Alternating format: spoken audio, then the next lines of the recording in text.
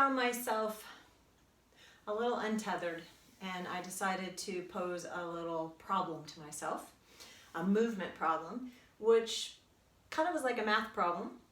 You can take a number, right, 25, and there's a lot of different ways you could get there. You could subtract numbers to get to 25, you could add numbers together to get to 25, you can multiply numbers to get to 25, and many other aspects of math that I don't even understand to get to 25.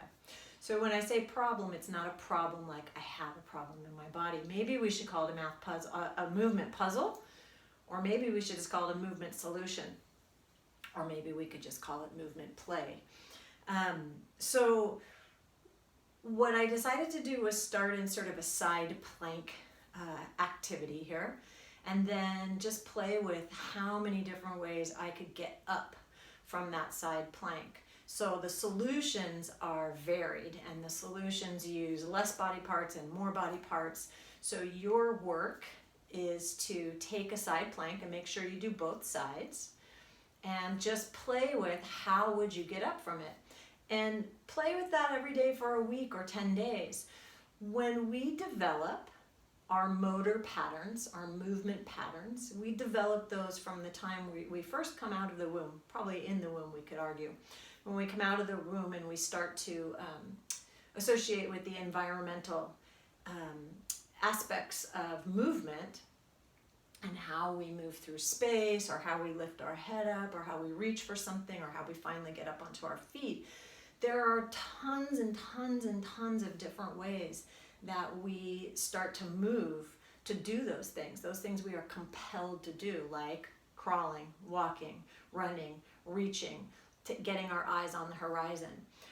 Although there are sort of normal, quote unquote, air quotes, normal developmental things that babies and toddlers and children do, they all do them differently. Some babies crawl on all four, some babies will crawl and on three and use this leg to paddle with. Some babies will start their crawling by like scooching on their belly. So everybody develops a little differently. So one of the things in living in a long-lived body, right, somebody who's been living for a while in their body, one of the things that I think is really good for us, it's good for our brains, and it's good for the brain and the body to work together, and I think it's good for our confidence level, and then our ability for function, right? Because one of the major issues is that we lose physical function, and that's when we lose our independence. That's when we lose the ability to live by ourselves, to get up and down out of a chair, to turn the lids on jars, all the things that we may take for granted. So these movement explorations that I do, these movement games, these movement problems, are a way of moving my body in sort of just a different, right? It's not yoga, it's not weightlifting, it's not hiking, it's not running, it's not like a qualified name of something, it's more an exploration. So I invite you to play with this week, okay? So if I start in a side plank like this, there's no right way to do this. For me, this is how I would get up. This just makes sense to me. I would put this foot in front, I'd use this hand, and I'd push. Yeah. That's not going to work for everybody. So are there other ways you could get up from this, right? And there are. So you could play with this. You could come here. You could come here. And you could get up, right? And then one of the things I like to do is also come back down, reversing the action. So let me take the second side. So it may be very, very difficult for you to get up from this position, right? So what if you had something in front of you that you use to begin with? Babies use things all the time, right? They use their teeth. My daughter used her teeth on the coffee table to help pull herself up to standing.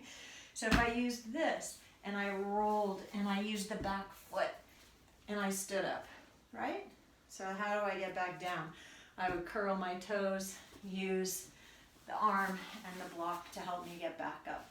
Right, now you could make things really hard. Like you could hold this up here and see if you can not move the arm in its position to the shoulder. I know I lose my head here, to stand up and then to come back down. So there's a lot of different ways to play with this and to play with getting up and down. So many solutions. So go to it. I would love